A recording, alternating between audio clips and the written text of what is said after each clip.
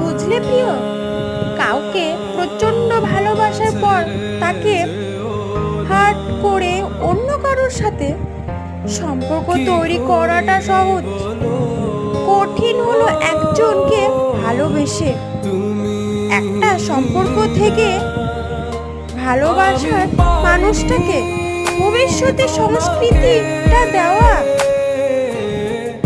আপন করে রাখতে আমি পারিনি তোমাকে আবার আমার করে রাখতে। তুমি বুঝনি আমি বলিনি, তুমি স্বপ্নতে কেন আসনি, আমার অভিমান তোমাকে নিয়ে সব